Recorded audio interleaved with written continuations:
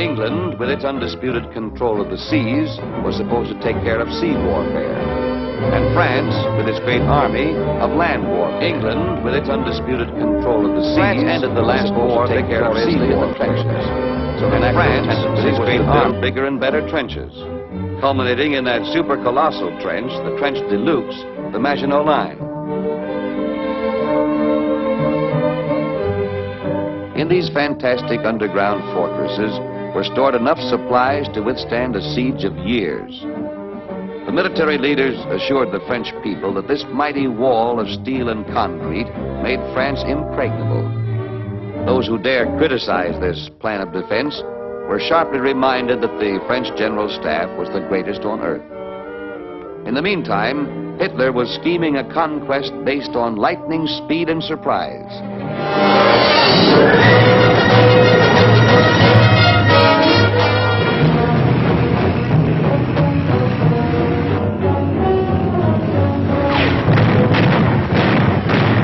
His long-range artillery took wings. Air power became the spearhead of attack, blasting clear a path for his ground forces.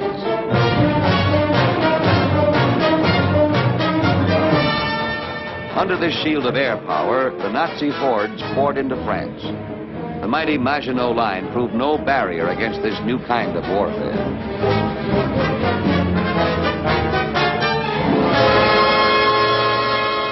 Only when it was too late did the people of France realize that their whole plan of defense was futile. These huge land fortresses, representing a great national effort, stand only as grim monuments to outmoded military thinking. And what about the mighty floating fortresses that Britain relied on for control of the seas? When Hitler hurled his blitzkrieg across the water gap into Norway, the British Navy was confident that he had made a fatal mistake. By cutting Hitler's supply lines, they expected to trap his forces behind a naval blockade. But like the French army, the British Navy underestimated the tremendous war potential of air power.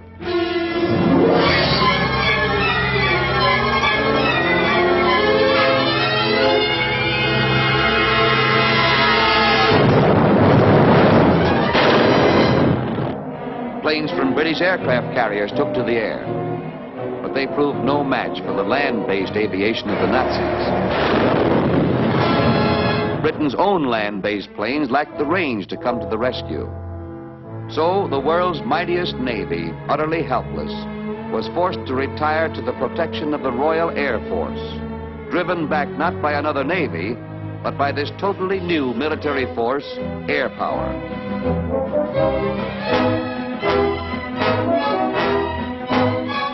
Hitler planted a string of air bases along the Norwegian coast, and with air power took over control of the seas in this area. Ignoring the floating fortresses as completely as it ignored the land fortresses of France, he was able to move his supplies across this water gap unmolested.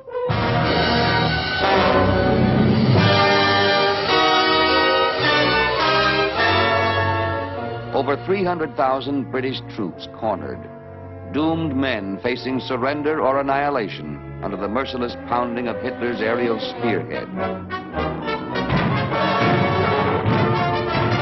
But in contrast to Norway, Dunkirk was within easy reach of Britain's land-based fighter planes. For the first time, Hitler's flying spearhead met real air opposition. The Royal Air Force gained mastery of the skies in this area through a screen of wings from shore to shore, and under this shield of superior air power, 300,000 men were safely evacuated in 4 days. The British braced themselves for immediate invasion. After Dunkirk, Hitler realized he would have to strike with an air force many times greater than the British.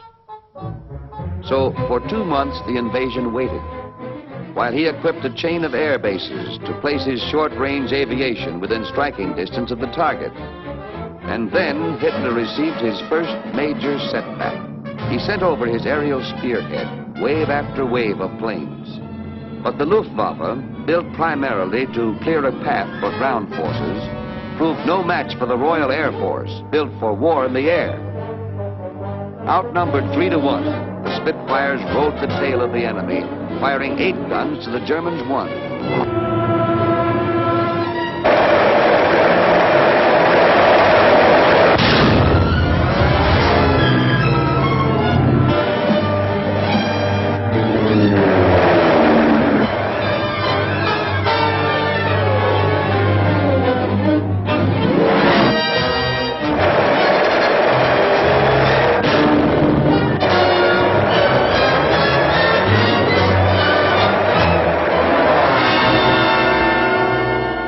Superior quality of British men and machines overwhelmed German quantity, blasted 2,400 planes out of the sky, and broke the spearhead of the German offensive. In winning the Battle of Britain, the gallant Royal Air Force established a new military truth in the history of war-making, that as long as a nation controls its own skies, it cannot be invaded. Hitler's invasion plans shattered, he decided to suffocate England by cutting her lines of supply. In the Mediterranean, during the era of sea power, control had always centered around the naval strongholds of Gibraltar, Malta, Alexandria, and Haifa. In the new era of air power, the island of Crete was destined to become the commanding center of the eastern half of the Mediterranean.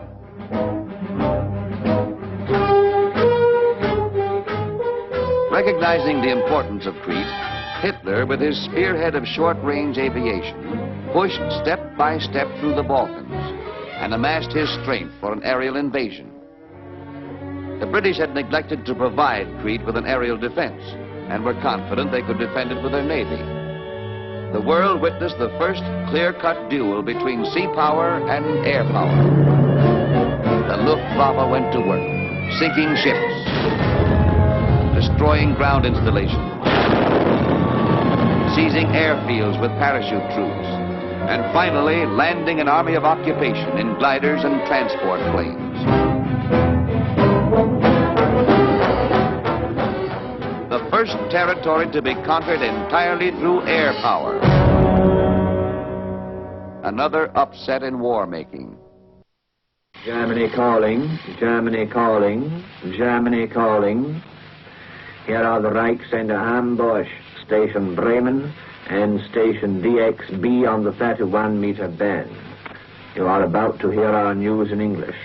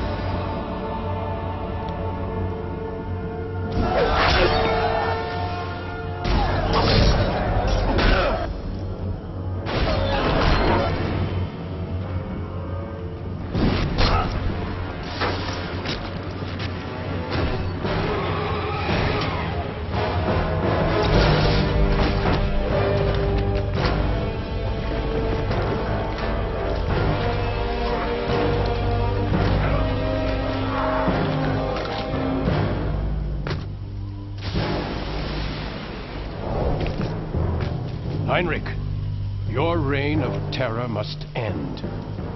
You fool! You know as well as I that I cannot be destroyed.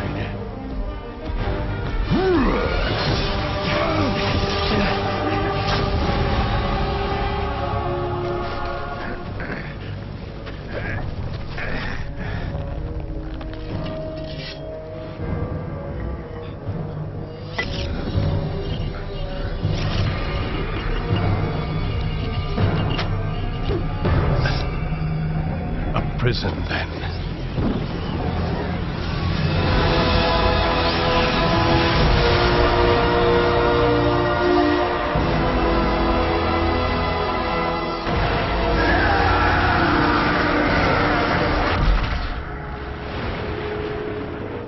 May the fates hold off the coming of the storm.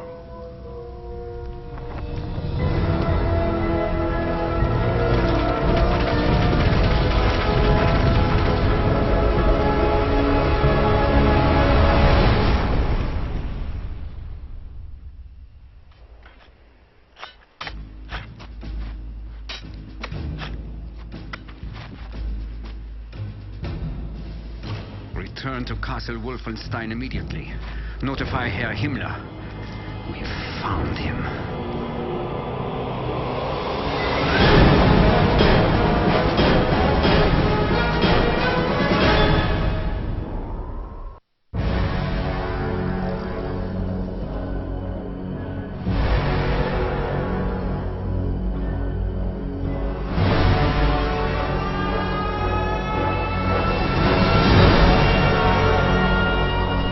Ladies and gentlemen, soldiers and soldats, welcome to the abruptly early edition of our show tonight.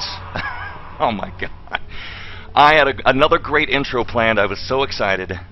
And Zed informed me on the fly that we just lost an hour of pregame. These things happen.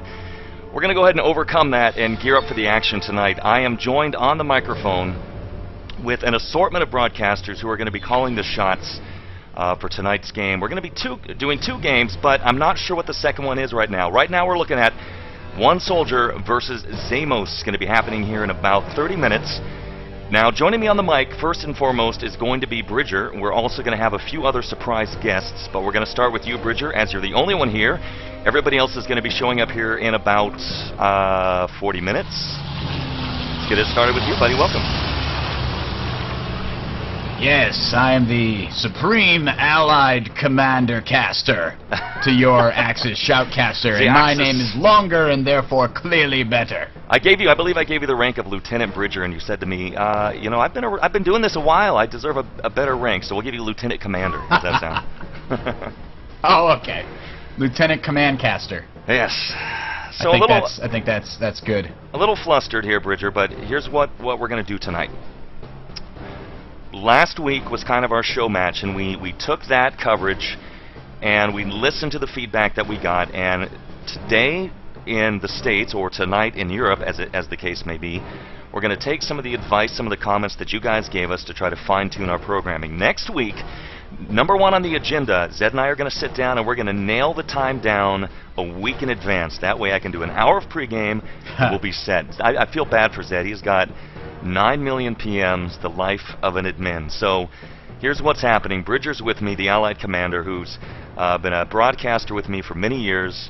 In and of your own right, Bridger, you have been very successful in both Guild Wars and what's the other game you do? Not Call of Duty. Company of Heroes. There you go. So you've done really well for yourself, and you're coming back to return to Castle Wolfenstein tonight to join me. Also on the mic tonight, we're going to have Glenn Boomerman Lane. You actually heard him last week. And he's a great broadcaster. He actually carried me through. I was very nervous and very rusty. I'm feeling a little better this week, so we'll find out. And last but not least, though he won't be joining us here for about 40 minutes, each week we're going to try to bring in a professional player, either from past or present, to give us the tactical commentary that you guys have been asking for. Because to be honest, you know, I like to scream at things that explode. I like to play sounders of, well, once again, let's see if I can find them. Goats. But what we've really been needing to to help me out, to help Bridger Boomerman out, is we're going to bring in the commentators that really know their stuff. And tonight we're going to have Nail from Affliction. And Bridger, I think you remember this guy. He's a legendary name. He's one hell of a player, and he's going to be giving us the background commentary we need. Yeah, absolutely. And like you, I am a big fan of pointing and laughing at explosions. Yes. So we definitely need that sort of counterpoint to that. And so that's one thing I've always looked for in a co-host. So tonight you get two people going, "Oh my God, did you see that grenade?" And then one person calmly explaining that grenade was actually bounced off a wall in quite the perfect precision. You see, back in my day when yeah, okay. You know, two hockey commentators, maybe three actually, because how we're going to run this today is I've got so much to do between Twitch and XSplit and Winamps and 9 Ventrilos running and talking to Zed. I'm going to take more of a backseat role and I'm gonna start shouting when things explode. I'm gonna direct traffic, but it'll be mainly you and Boom, and then Nail providing color commentary. So that being said, we're gonna launch into what's going down tonight. We'll sound the alarm. First things first, I want to hop in channel. I'm not going to be able to watch chat most of the time in game. My PC just won't allow it, but I want to give a couple shout-outs. First, to Killer Mick 3 was the first person in channel 2 hours early, so I salute you, buddy. Congrats.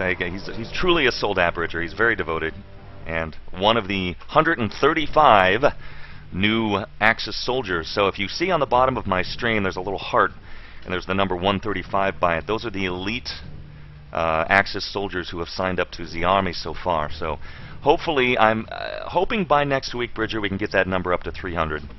If that's the case, then the show next week, we're going to do some giveaways. So we'll talk about that later.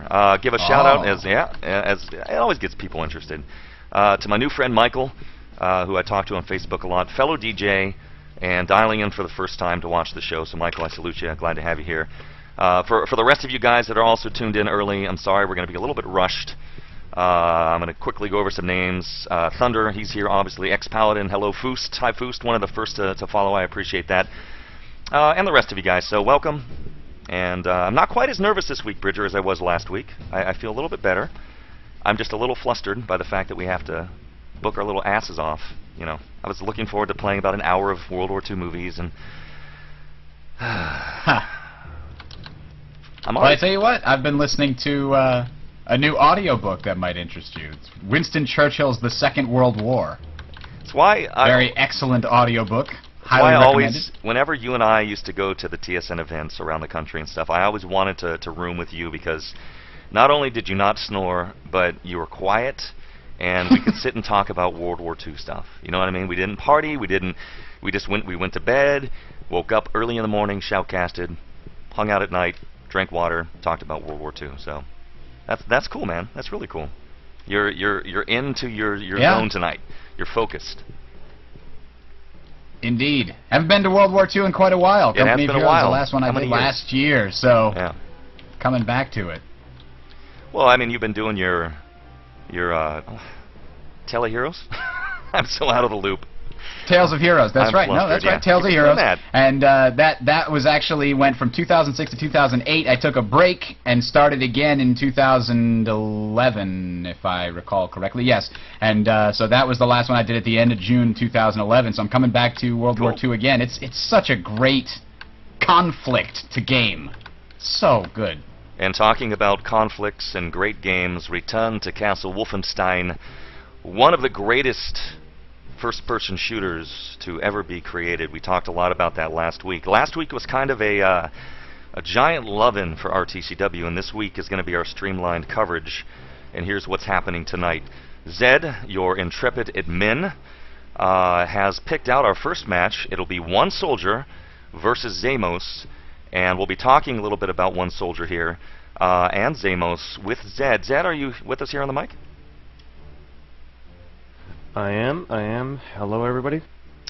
So Zed, a little bit rushed, so we'll get through this quick. One Soldier versus xeimos. One Soldier are considered top tier. What can you tell us about these teams?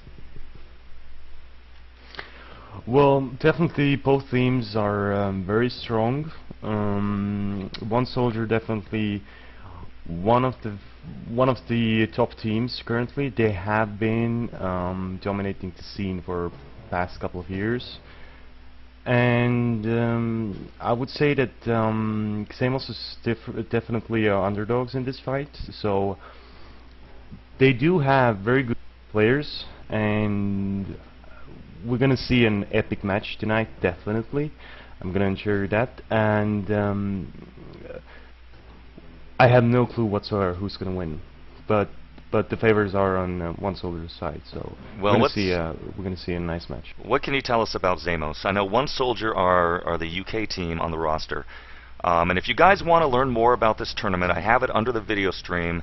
It's at www.crossfire.nu, and it's been put together by some amazing people. Zed, God, everybody. I don't even know all their names. Alexander, I believe that's his real name.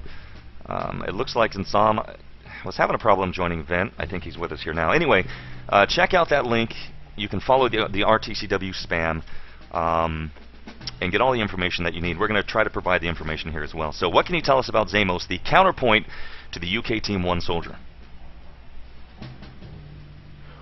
Well, xeimos is fairly a new team compared to the One Soldier. xeimos' name itself has been around for a couple of years as well.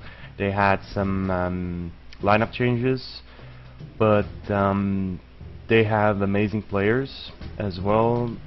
For example, they have Bath and Fro, who are the Panzers to watch out for. Okay. And Cham as a very, very good aimer. One of the best aimers currently in the scene, I would say, but that's just my opinion about it. So this is the player to watch out for. He could cause huge, huge trouble for One Soldier. He could take out 3 guys without any questions asked. So it's gonna be a great matchup, and it's gonna be close, I would say. Well, we're going to be in the war room tonight for One Soldier. xeimos use TeamSpeak, and I don't currently have that installed. I rock it old school with the Winamp Axis 1944 style and Ventrilo, but we will be hopping into their war room, and it's always colorful.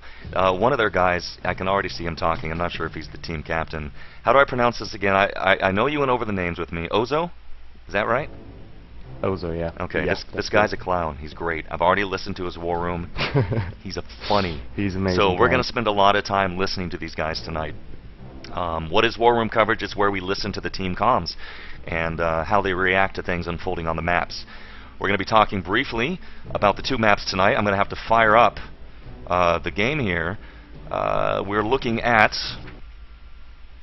Ice, which we saw last week in the show match, and then MP Base, also known as Communique. So let me go ahead and load up RTCW, and then we will hop onto Ice and give you a quick map rundown. I'm hoping Nail will be back soon. Nail is going to give us, he's actually been playing recently, and a really interesting contrast because he played like in QuakeCon 2002, I believe he was there, but in the tournaments, the Battle on DOS Beachhead for the OGL, Team Affliction, very well known. 2003. 2003, thank you. And he has all the strategies from the past, and he's been making comparisons with UZ about what's changed in the present. So it's going to be real interesting to see what the teams do now compared to then, and then what his commentary will be. He's currently working. He's a Geek Squatter, and he'll be back with us here in just a few minutes. Also joining us now on the mic coming in is Insomnia, welcome. Hey, hello, thank you. Good to have you, buddy. A little bit of a rush show. We're going to have to just get the word out. I like to build the viewers, but a lot of the viewers are going to have to miss the pregame show this time and go back to see the recording. I think they'll live. We had 300 viewers last week. We're going to try to push for the same this week and see exactly what we can do. So, that being said, I need to... 335. Thank you, Zed. I need to fire up RTCW, and I'm terrible at multitasking here. So, Bridger, as I do that, let's talk a little bit about Ice. I'm going to hand it to you. Yeah, I'm looking at it now. Again, we saw it last week, and Ice is a sort of classic match. Don't go too far into it, because I want to load it up first before we run it down completely. So just give a vague overview. I don't want to spoil the fun. Understood, understood. So it's very much capture the flag in World War II themed style drag, essentially. So you have one team that spawns in sort of a defensible position near a castle, and another team that spawns out in the boonies, who has to make their way into the fortification, grab the flag, in this case their documents, yes, and make their way back to the transmission station, which is over near their spawn area. So it's pretty much a smash and grab. You go in there, you get the thing, you get out. Of course, the one challenge to all that is there is an entire team of other professional soldiers waiting to stop you. Exactly. On this particular map, as everybody might well know, it is the allies who are on defense and the Axis on offense. And it is it's a lot of fun. So I'm going to load up the game here. Let's see if Wolf is going to respond to me. And see if I can hop in. We'll give us a first person. Oops, that's the wrong... I'm lagging. Maybe if I talk really slow. Alright, I'm going to go ahead and leave my channel. Time will slow down. I'll be back in channel. I'm not going to be able to watch chat. So guys, thank you all for being here. Good night. I'll keep an eye on chat. Yeah, we're going to just leave channel now. I got to shut down my browser here. Do not have the fastest computer in the world. Yeah, you got to get yourself an i5 Yes. desktop. Then you can start casting in 720p. So let me... Yeah, I need a lot of upgrades, let me tell you what. Let me create a server here. Well, you know, you gotta stick your toe in first before you jump back into the pool. You can't just go straight for the full hog, as they say. Well, yeah, I didn't know what the heck was I don't gonna think happen. anybody says that. I may have just made that up. Oh, you're being very colorful tonight. Alright, so we've got ice loaded. Let's see if we're not lagging too bad here. We're going to accept it. Let's hop into full screen mode. Let's see if this comes up. There we go. Oh, enjoy the black screen of death. I don't have... Please stand by. Crap. Alright guys, we'll be back in live in a moment. Just give me about 5 seconds to sort this out. You know me. Yeah, warwitch, the Axis Shoutcaster. Stand by guys, back in live in just a moment. Hello, North America. This is Germany calling. And that is the end of the German popular concert. And we're now going to broadcast news in English. Our fourth news bulletin of the day. We're operating over 5 stations in the 25, 28, pardon me. It was 8:15 p.m. Eastern Standard Time. We're operating over 5 stations in the 25, 31, 41, and 49 meter band. Our station DZD in the 28 meter band will join us again in 15 minutes. And here is the news.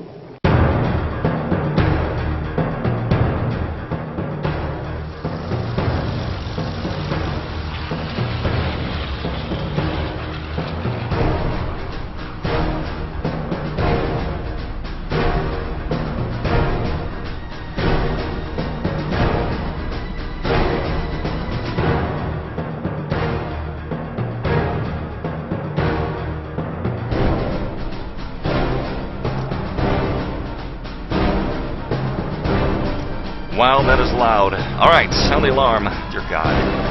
Play a goat. Where's my goat? I'm loud. God. The Axis goat? Oh, God, there he is. Alright, let's see if we've got things loaded up here. Let me see.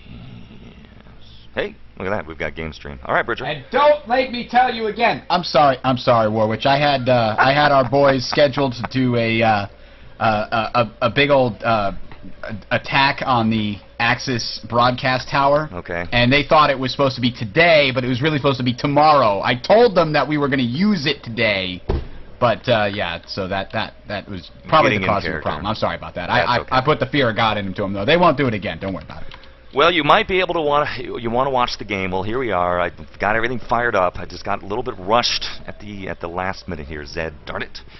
The whims of the teens. All right, we're on MP Ice, and we're going to talk a little bit about this here. Nail, anytime that you're back, just butt in. Just say, I'm here. I'm done being a Geek Squad guy, and I'm ready to cast with you. So here we have the Allied base. Yeah, he's going to be back soon. Okay, Allied base. Right here in this very unsecure-looking room, Bridger, is the documents. And right next to a whole bunch of communications equipment, yes, which makes you wonder, why do you have to go all the way to that other tower? But, you know, I think the answer is these are some kind of crazy cult documents. They have to do with that weird occult stuff that the Nazis are looking into, and you can't simply transmit those via voice. If you speak them into a microphone, you may, in fact, call upon the demons that they are designed to entomb. So you actually have to fax them, and the closest fax machine is actually over there. Okay, I like that. We're kind of going with the Hellboy thing. That's my theory. I like that theory. So here's the documents. Here's the ultimate objective. That the Axis need to grab the documents and transmit them back to the Führer in Germany. If they succeed in doing this, Bridger, it is the end of the world as we know it. So let's, depending on who you root for, either hope for that happening or not. Here's the upper tier of the Allied base. You'll normally see, you know, 2 or 3 people up here, medics and lieutenants, each providing health packs and ammunition. And then, of course, you have 2 approach routes. This wall, you know, this is all common stuff, can be bombed with dynamite and an engineer. So that allows you either an escape or an entrance route. You have your shipping halls down here. And we're going to go ahead and head down here. This is kind of when you have to go long, you have to go through the long shipping halls. This here is your forward flag. So the Axis have a vested interest in capturing this and holding it because it means they no longer have to spawn. Let's go all the way through the shipping halls here, the north and south connection, all the way back. We're going to call it Helga's Hut. Bridger, here's Helga's Hut, way on the far side of the map. I'm not sure what happens in here. There's a bunch of bunks. There's 3 bunks and 6 men, so do the math. Yeah. It's the Axis. It's a scary bit of inside information there. We're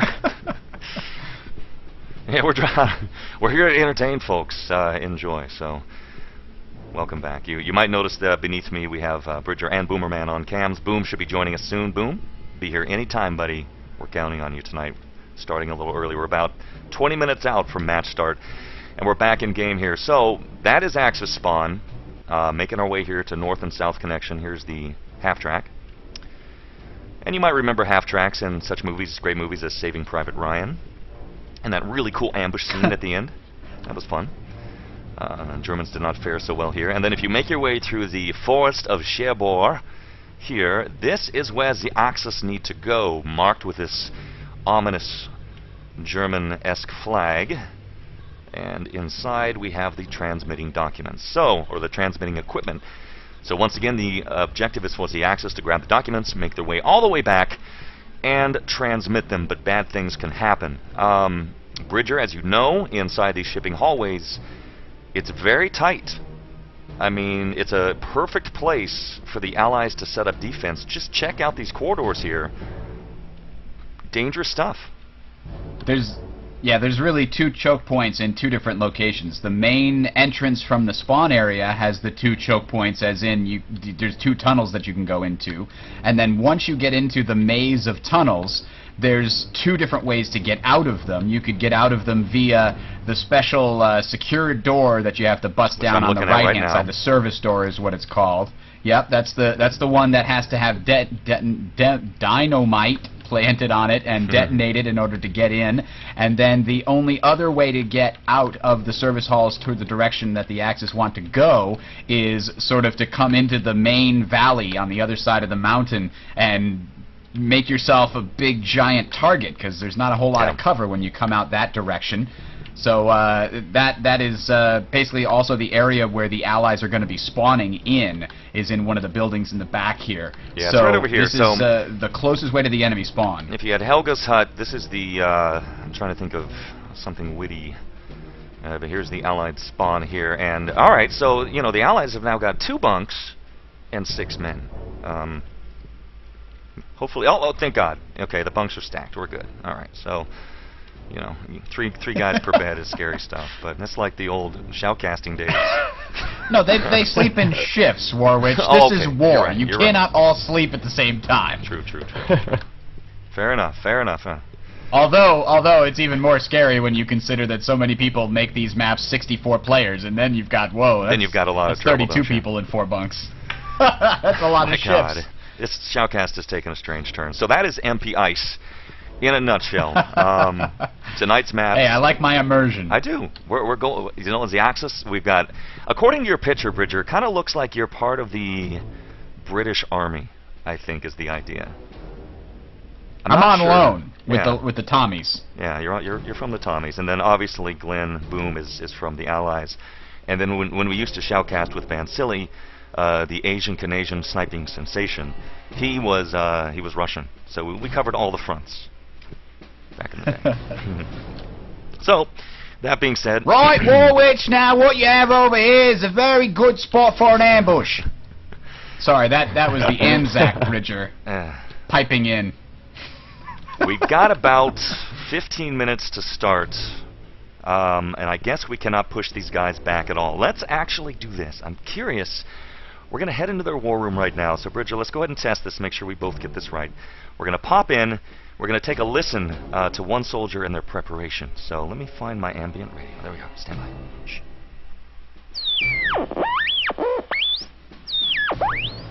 Germany calling. Germany calling. Are they talking? Oh my God, they're muted. Bridger, they're not saying a word. It's very quiet. We're intercepting.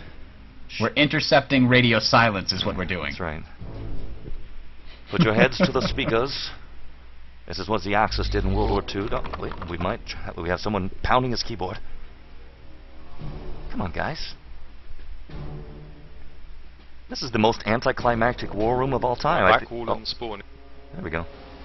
Yep. I think they're practicing.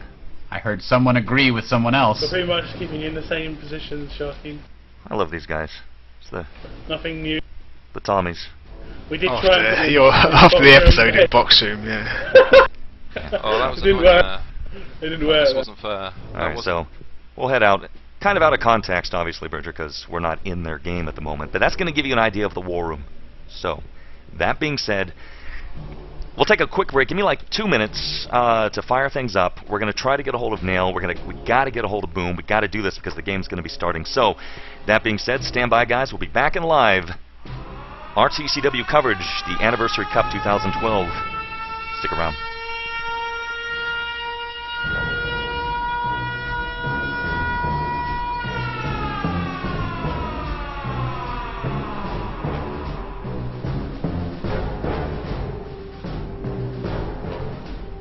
Alright guys, I've got you muted, so I can't hear you, but we need desperately to get Nail and Boom in here. Desperately. I was expecting a whole entire hour, so I'm gonna... If you can try to reach him, Bridger, on Facebook.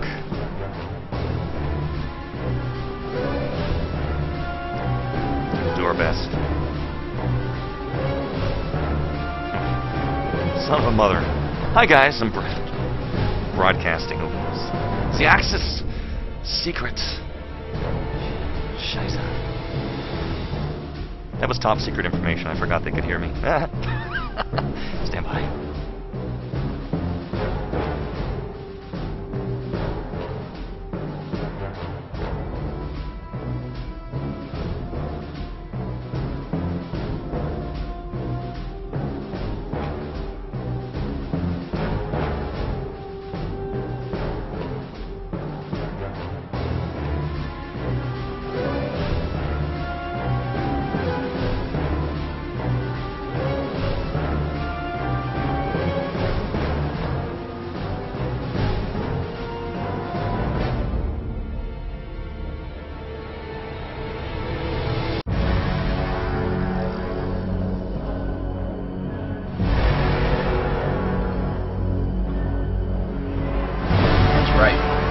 Alright, we're back.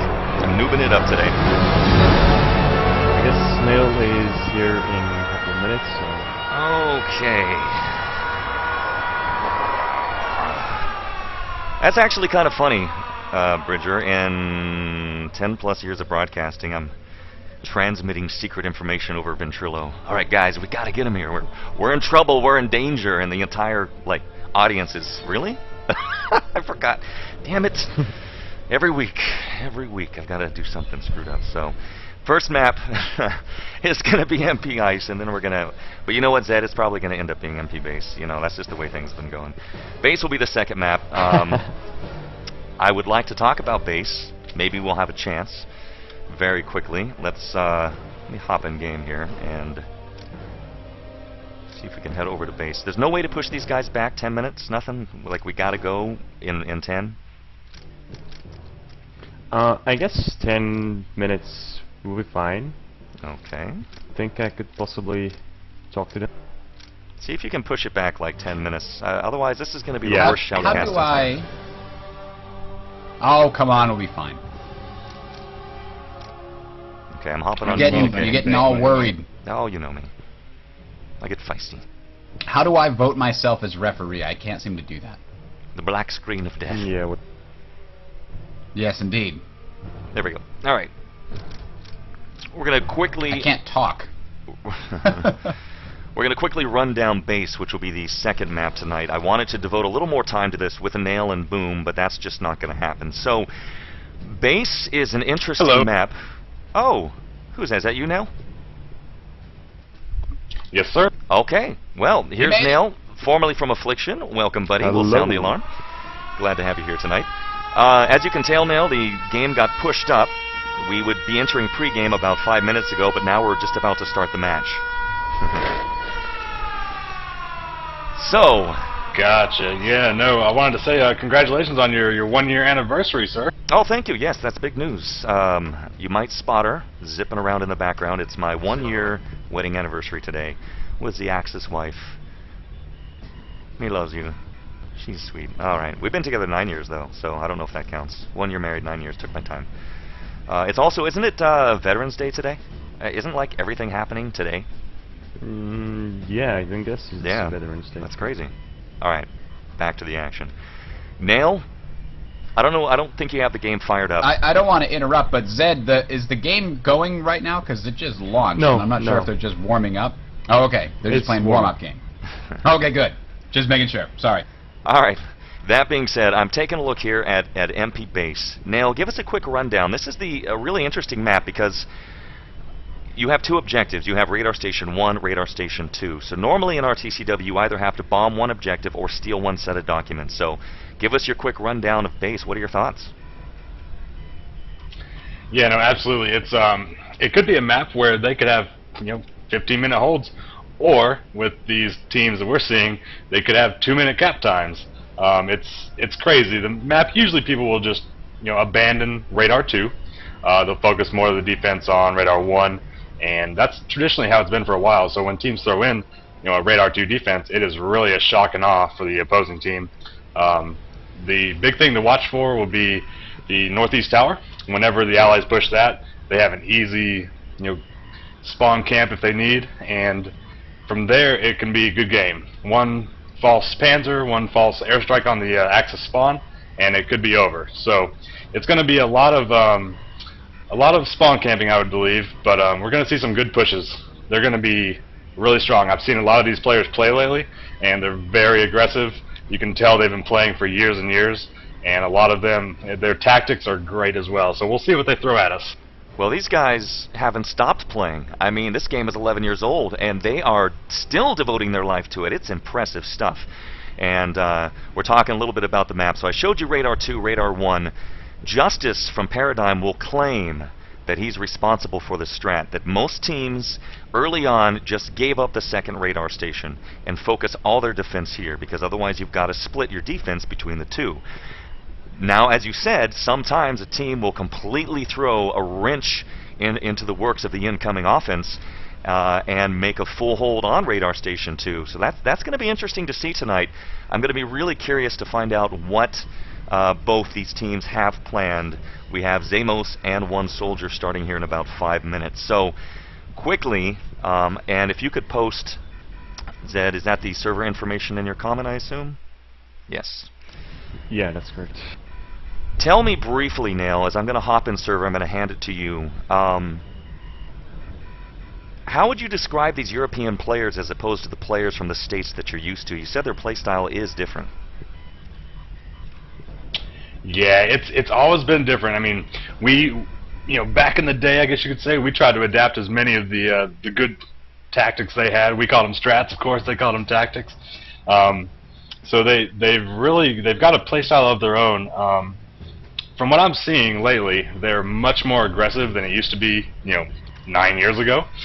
So they are very in your face as far as defense goes. They don't sit back as much, it seems. On base, we'll probably see them sitting back a lot. They kind of have to. But on other maps like ice and beach, they are just very, very aggressive. They're really conscious of the spawn timer. I mean, if they grab a flag on any of these maps that have the spawn, that costs the other team about 30 seconds or so, and that could cost a game actually. So I know the one.soldier team, they've been together for a long time from what Zed has told me, and so they probably have the upper hand here. But the other team, they are new guys. They have probably looking for blood today, so they are definitely playing for keeps, and I don't think we're going to see any team really be a slacker today. Well, I'm looking forward to this because this is the actual official week 1 today. Last week was a show match. There's been a number of teams who have played, and I guess, Zed, you can say that most of the teams have fielded their rosters, correct? Yep, that's correct. We're going to lock down the rosters tonight.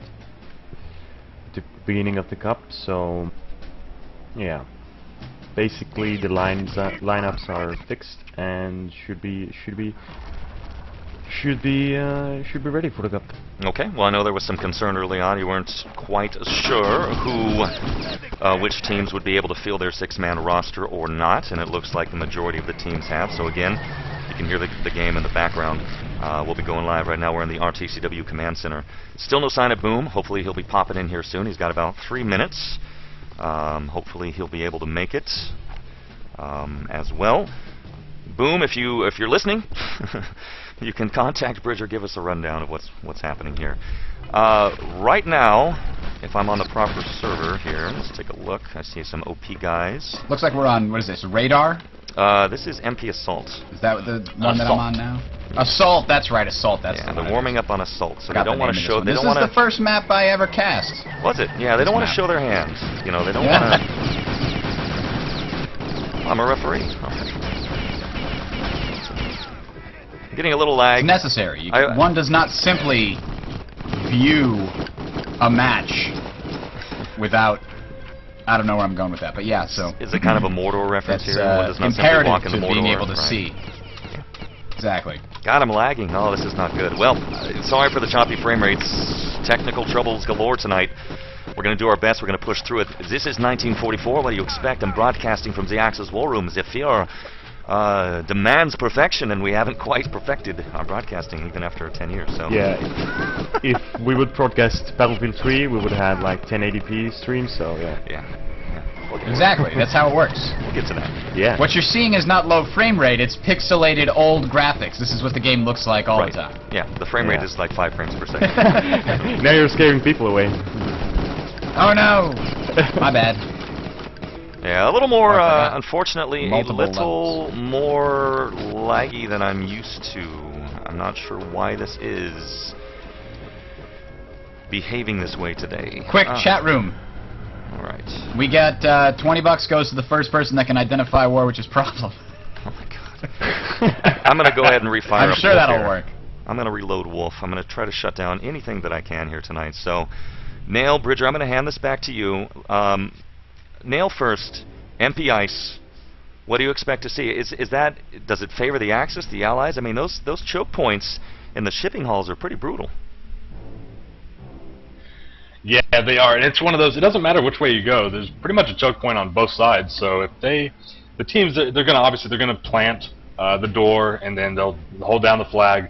From there, both teams on that map, they have 30-second spawn times. So really that could be the determining factor of who wins the round as to what the spawn times are. If you spawn, as far as defense, if you spawn a little bit before them, you have some leeway. You can push them. You can be in their face, and if you die, you don't have to worry about it because you spawn back at defense, and you just kind of refresh, do the same thing again.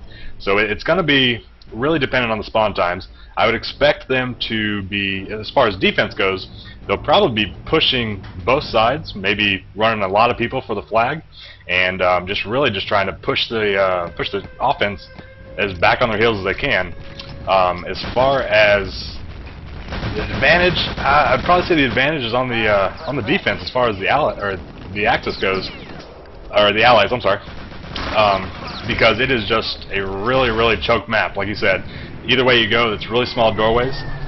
But once some teams start pushing out a little bit from the south, they get on the hill. It could be over from there because you can have a spawn panzer, you could have an airstrike, artillery. So really, I know that there's a couple players to watch. One of them, on one.soldier, it's going to be Junsi, and then on xeimos, it's going to be Jam. Apparently, those are the guys to watch today. Well, here's how we're going to work it today. As I pretty much showed people last week, I've got my hands full here in the RTCW Command Center. So, Bridger, you are going to make sure that you track every plant time and grab time and clock time and everything that they, from the Allied squirrel to the Axis, go do. You're going to write that down, and we're going to have wait a minute, the Allies get squirrels? Yes, they do. You're going to write down the whole story on a piece of paper, just like that, because got it. I get so distracted under my desk as the Axis go, and he is a pain in the ass. You got the Panzer kitten around as well. I'm going to have my hands full. Now, I'm going to be going to you a lot with questions. We're going to try to upgrade our coverage here. We kind of have a 2001 style, and I want to kind of bring things, to 2012 with a 1944 spin. So we're going to bring in Nail, for example, who's going to be providing some incredible color commentary for us tonight, much needed. And then that lets me kind of kick back and shout at Panzerfaust kills. So I'm excited about that. The Allies win, by the way. Uh-oh. Is the server rebooting? Yeah, it looks like the server might be rebooting. Yeah, it looks like they're all getting in I here saw now. that. I saw that fateful, phone jack pulled out of the wall image popping up, and I was like, no! I remember what that means when I was on 56K, but I'm not on 56K anymore! This can't be happening to me! Alright, Zed, yeah, you would think, 10 years later that our connection to European servers would be much better, with technology advancing, but apparently the internet hasn't gotten faster in 10 years. What it means is actually the European secret weapon is what that is. Lag. And wolf crashing for me, apparently. Oh my god. It's going to be one of those days. Warwitch, press X. I pressed X and my game crashed, Zed. You had me press the self-destruct button. Is that like when you're in the old Counter-Strike matches and somebody would say, how do I zoom in? And you say Alt F4 and then disconnect. Exactly. Hey everybody, hit Alt F4. It's a good old time. No, actually, don't hit Alt F4. Or F10 was the one back then. Oh my goodness. All right, so people seem to know about Alt F4.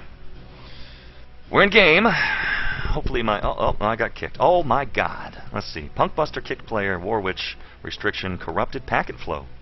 Well, that's not good. Corruption. Sounds really helpful. Yes. You must have your wall hacks enabled. Yes. Yeah. Oh, Warwitch, we talked about your wall hacks, man. I know. I told you the Punkbusters are slimy characters. They'll get you. Every time. A decent, self-respecting person using wall hacks, and they just have to come in and tell you that that's mean and shameful. You can be determined what's shameful and what's not. You don't have to have Punkbuster tell you what's what. So, Zed, he just wants to see all the way across the map. What's wrong with that? I know. That's every man's God-given right is to see across the map. See through the walls. I mean, give me a break. The hacks is good, yeah. Yeah. So we're going to try to fire this up again, Zed. Yeah, I can't get in server. So this could be a problem. This could be... this is where you're going to play your technical difficulty Probably need sounder. to just close your game and restart it. Okay. Yeah. We'll try that again. Let's go the easy way. Okay. High five, Axis wife. Yeah, looks like they're getting ready, shooting each other here. Well, give them a rundown, Zed, that we need a little time here. We're having some security issues apparently with Punkbuster. Considering that I don't play the game, can't accuse me of cheating. 11 years old. Aha! Admit. Cannot accuse me of cheating. Alright, we're going to fire this up again. I'll let you guys... Well, actually, probably not a good idea to give you the server and password information, so let's go to this screen. Watch me connect with the IP and password. That would be a disaster, wouldn't it? Okay.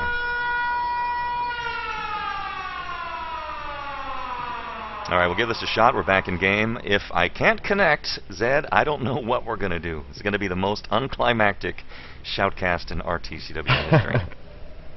We're going to do it like the old days. That's right. Audio Voice only. I'm going to make a bunch of stuff up. Yeah. Alright, we're back in server.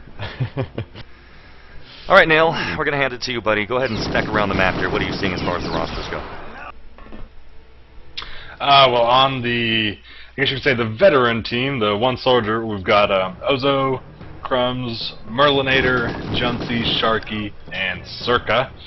And I believe Junsy's the guy to watch for.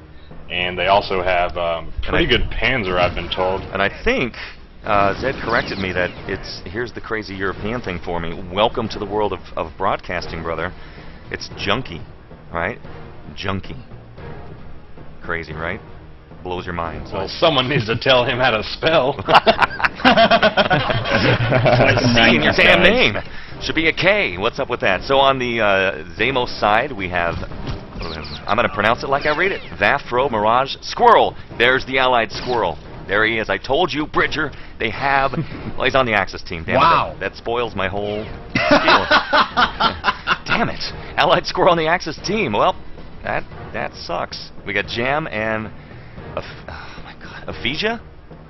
It's always such a challenge. Ephesia. Shame. All right, I haven't been kicked yet. Yeah, that wasn't on the list. That wasn't on the study guide. I don't think we should have to be graded on that pronunciation, actually. Yeah, I didn't get the memo. I'm sorry. Yeah, we're out of here, Zed. What kind of organization are you running? A 2-bit organization. You got a roster over here that doesn't have people's names on it. What's up with that? Looks like we got Where's a new physics? one. It's Abort G. Oh my, this is great yes, stuff. Abort. It's abort. It's just abort. Numbers. Well, he's got extra letters on there. Oh my God! You don't get extra credit for having extra letters. Well, I guess he does. It makes I don't him think you elite. even get credit for spelling your name. That's elite talk. This is a clowny shoutcast. Trying to be professional here. Clowny, huh? Yes. Hey, you talked about yelling at explosions. I mean, this is one step away from a reality show, my friend. Yeah. Oh my God, spec locked. Do I need to hit X again, Zed? I'm scared. Yeah, I expect to see 6 Panzers on defense here. How about everybody goes full Venom? All go Venom. I'm not going to hit X again. No referee. I hit X, Zed, and I got What does X accused do? of cheating. I don't know. Apparently X means you're a cheater, so I'm not It's hitting X. zooming in. I'm not hitting X. Not happening. Go ahead, hit now X. No. I think you hit the X right when you were not trying to hitting look X. So enjoy the X fog. factor. Enjoy the fog in game because I'm not hitting it. Gives you extra. I'm hitting it, frame and rate. it's just zooming in. I don't know exactly what it's doing. Am I okay? All right. So Zed, between the two of them, I know One Soldier's been around pretty while. Where do all the players from xeimos? Where do they come from, and where do they get together at? Thank you, Nail, for getting things back on Well, track. That is from Denmark. Fro is from Germany. Merge is from Netherlands, and Squiz, aka Squirrel, the Allied Squirrel, is from UK, as well as Jam is from UK as well, and Ephesia is from Netherlands. Pretty mixed up team, so to say. Yeah, the European Union. Yeah, exactly, European Union. Yeah. The Allies. For sure. So here's what we're going to do tonight as we're gearing up for the action, waiting on 5 players. We have the roster rundown. I'm feeling a little bit better today. Warwitch, Warwitch, the Axis Shoutcaster there for the Allies will be Lieutenant Bridger with me on the mic as well. Lieutenant Commander! Oh, I'm sorry, Lieutenant Commander Bridger, and making his debut on the You mic. gave me a promotion and then took it away? That's the way we What? work. All right. Someone's got to die, and when they die, you take their spot. And then we have Nail from Affliction, who's had his share of amazing matches, and I've always enjoyed shoutcasting your game, so it's great to have you on the mic. Waiting on four players. We're just moments away from game start as the numbers and viewers creep up. Ladies and gentlemen, soldiers and soldats, pretend the last hour never happened. We're just going to delete that whole fiesta. Welcome to the action of RTCW tonight. As we call the shots, this is what matters. Now it is in the record books. It is MP Ice and MP Base. You hear that, Bridger? I'm getting the old magic back. I'm feeling it tonight. I was kind of like Obama in the first debate, half asleep. Now I'm kind of feeling like I'm going to bring it Biden style. I'm going to bring it Biden style tonight. Not Gangnam style, Biden style. Goat style. And for those of you not living in America and or following American politics, which is everybody, let me just assure you that those listening. metaphors are well done, and they were quite witty, and you should just know that. That's all you need to know. We know all about it, don't worry. I can't tell if my crowd is booing me or applauding, so I better get an aircraft overhead.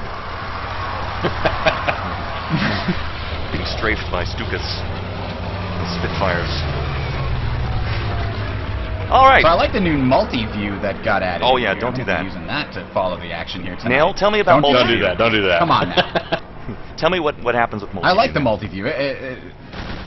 You can either have it only follow the Allies or only follow the Axis, and then you can sort of shift right through one team instead of shifting through the entirety of both teams. Except last night I was talking to Nail I was at work and I was on Facebook talking to him, and he said, whatever you do, Warwitch, don't do multi-view. It's like Windows 8 times 8 times 8. Sucks. So don't do it. Okay then. Well, I guess I just screwed everything It'll up put your then. computer to a crawl, probably. Yeah, so we're not going to do multi-view. Well, I don't know what to do. I hit the button and things show up, and you're screwed, buddy. Good luck. We're not hitting X, and we're not doing multi-view tonight, so suck on that. Not happening. Okay then. All right. 2 players So, till we get going here. This is, you know, this is what I miss. Go ahead, Zed. Give a rundown for the rules. Yes, please. Both We haven't teams done this in a while. have to play twice in the same map.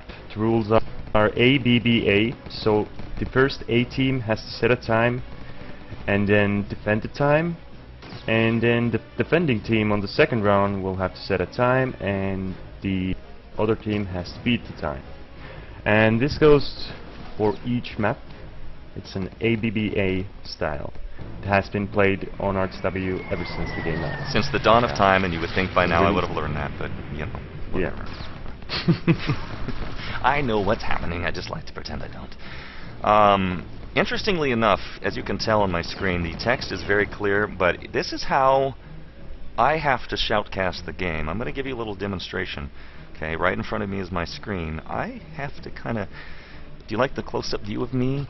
My text is the size of a frickin' squirrel dropping. I can't read anything.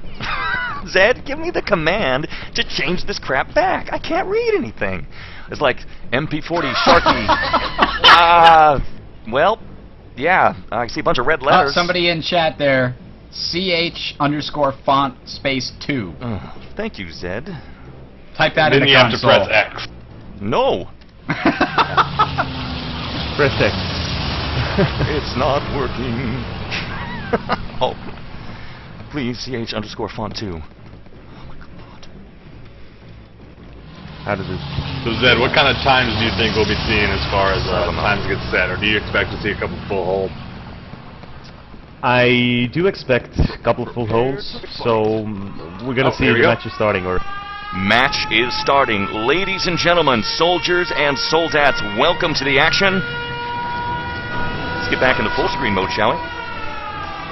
There it is. Got excited. Alright guys, the game is underway on the Allied team. We have one soldier for the Axis incoming offense. We have xeimos. That being said, as the action is underway, we're going to hand things off immediately to Bridger. Take it away. Alright, looks like we already have the Allies rushing in to defend that Panzer. the new spawn, the forward spawn there. Panzerfaust going in. Didn't see it. I was hoping to see a kill, but nothing. Sorry to cut you off, Bridger. I got excited when I saw the Panzer come out. Service halls, shipping halls rather, being held. We have a dynamite plant. Let's zip over here tonight to see if the Allies are going to try to defuse this here. We have Mirage, as you can tell, is the engineer. You can tell by the shovel on the back. All right, Nail, what do we got going on? You see something clearly we don't. Service door breached at about 9:04. And looks like the Allies have pushed really up. They had an airstrike on the first spawn there, so they are holding the halls right now, trying to make them not get the flag. Looks like they're coming down pretty strong, though. What does it take, Nail? I mean, what do you really have to do to secure that flag and keep it? Obviously, you have to make a touch, but how do you keep the flag after it's secured? Do you have to leave one man behind? No, if you're good at pushing both sides at the same time, then you don't have to worry about anyone coming down. That's the key, is you can't let anyone slip past you. If they do, you lose a good 40 seconds, maybe even longer when they set up another push on your spawn again. Looks like we might have a... They're having a hard time around here this has. whole time. He's sitting right next to the documents. I think he might be waiting for a call from the rest of the Axis telling him, it's clear, grab and go! You're not but kidding. He's just Check chilling. He's waiting. him out. Great pickup, Bridger. I like your style. We got Mirage. There's no Allied defense. They don't even know he's here. Look at this guy. He's just waiting for the command. Like his namesake, actually. What a ninja. Check that out, Nail. Have you seen it? That's some good stuff. What's he waiting for? And it looks like someone was trying to scope him. They think someone slipped past. It looked like Ozo was looking, but he didn't see him. So he's going back. And so as soon as they get the flag, they're probably going to give him the go-ahead. And they're They're going to try to meet him up as soon as they can, but first they got to get the flag. That's a fact. 7:33 on the clock here. We're tracking Mirage, but we're going to head back into the action. Back into the shipping hallways now. Nice MP40 kill and explosive incoming airstrikes from the lieutenants. Here's another push by the Axis. Thompson and MP40 fire there. And Revival's being made. Fro is back up and at it tonight. Bridger, your call. All right, following Jam right now for xeimos as he's getting very close. Throws a grenade in. Let's see if he gets the kill.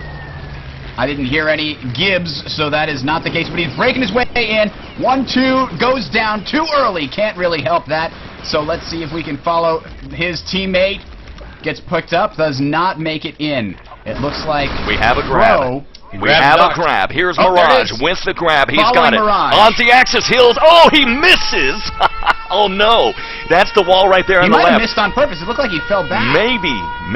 I mean, Mirage is a sneaky bugger. And they're searching for him.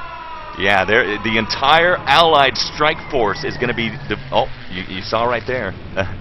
Is this World of Warcraft? This guy's playing a rogue. Check this out. I've never seen this in my life. This is incredible. Mirage is... Oh, this is impressive to watch. Really exciting stuff. Nail. Look at this. He comes in behind Merlinator, ventilates him with the MP40. Now he's got cover. And there's Passes Squirrel on his way now to the half track, making his way to the Axis spawn. Yeah. Oh, shut down, but it is going to be picked up. It is now Ephesia who's got the grab. We'll try to get a first-person lock on Ephesia very quickly. Bridger, take us home. I've got him. Bort's got defense. He's going to try to keep those documents locked into the enemy spawn. Actually, his whole team is now here. Oh, my God. Trying to keep... They're just going to charge right to the spawn area. And I don't think the Axis are going to spawn in time. There it is. He's making a full run. Chaos! He's going into the spawn area. Chaos! His team comes in. Return. Oh, my God. Just as the Axis spawn in. I can't believe it. That was some crazy stuff. Tough call. Oh, my. This is an awesome game. Was that... Ephesia was the final one with the documents. He had it, and he got, holy crap, Spitfires. He got pinned down. I don't know quite what happened there, Nail. What happened? Mirage, really incredible play, but why did he not head... Wow, the crowd is loud tonight, and they're booing. Why did he not head directly to the transmitting tower? What do you think happened? That was loud. They knew that there was some people at the other tunnel trying to come out, so he just ran towards the spawn, trying to get some backup. They played it well, you know, you got to run to your teammates, and they swapped off the docks to a medic because he has more HP. But yeah, the spawn, he had to stall for about 7 seconds, and he just couldn't do it. They didn't spawn in time, and then after they spawned, they got a lucky kill and got it right back. So now they do have the flag now, though. So now is their time. They can actually start doing some real pushes and not get a lucky grab, and hopefully we'll see something get set up here. Well, that was an interesting strat, Bridger, and I don't know if it's going to work watching them twice. Push the service door right now. At least 3 of them coming. 4 of them coming into the service door. Heavy resistance by the Allies. Just a huge choke point, shutting down everybody. But a medic Merlinator with to get 3 them kills up. in a row. Merlinator, wow, almost survived in time. He went down once. His medic got him up, and he went down one more time. It was not quite enough of a push. Dynamite planted on the fortress wall, though, there, Warwitch. That's going to give them another avenue into the base. Oh, absolutely. I mean, at this point, any exit or entry point available to you is going to help. We have the documents now secure at 357. As I was saying earlier, this little trick by Merlinator, or little trick, sorry, by Mirage, I don't know if that's going to work a second time. I think that might have been a one-and-go kind of situation. Almost worked, not successful. The wall now is blown. 342 inside. Incoming fire and an exchange of fire. You can hear the airstrikes outside as we lock down the action. We're looking for any incoming pushes. Here we do on the upper tier have... Coming out of the secondary radio room, it is Fro as the medic taking fire long range from the Allied defender in the form of Abort J or Abort I. Interesting here, Nail. The shipping halls have been reclaimed at about the 320 mark, so that's going to set the incoming Axis push of the pronunciated xeimos on their heels. We got 2 people going for docks right now. There's the grab. Mirage, once again, he is the lead grabber. Trying to see right now. Yep, Mirage got it. I've got him, Bridger. Take it away. Mirage and Squirrel both up top trying to last long enough for their teammates to get them some help. They're trying to take down the allies as they make their way up. Throwing grenades, lots of explosions. We saw one go down right there, but again, Mirage staying alive. Medic knocking him out, healing him again. And now he's jumped straight down very nicely in there. But what was that? A grenade perfectly placed? So when he landed, he died instantaneously? But it's okay. Fro picks it up. He's making his way down the service halls, but he's trapped. And the allies have returned the documents in the service halls. It was an ambush. I can't believe that grenade exploding the instant he hits the ground. It was like a mine. He had proximity fuses on that thing. I've seen some really interesting stuff, Nail, in this game alone that I've never seen before. Very interesting. And it's also important to note that the Allied defense of one soldier, these guys really have done a great job. They've reclaimed those shipping halls. I'm going to hand this to you, Nail. What does xeimos need to do at this point? Do they have the time to get a grab, or is it too late? It's tough because they are spawning the exact same time the allies are. So Panzerfaust! Really tough when that's the case. Holy Shazam! That was a 2 or 3 man kill. I had to say it. I had to bust a Shazam. All right, back to you. I had to do it. Haven't done a Shazam in 6 years. Shazams are very welcome. No, they are trying their best. I mean, they've been having problems just keeping the flag. They got it a couple times. They get 2 people up for the docks. They lose the flag. Those 2 guys are stuck by themselves. Yeah. So at this point, one soldier is pushed up really far. If they stall them for another 30 seconds, the game's almost over. It takes a while to grab and go. So we'll see. But it looks like this round may end up to one soldier.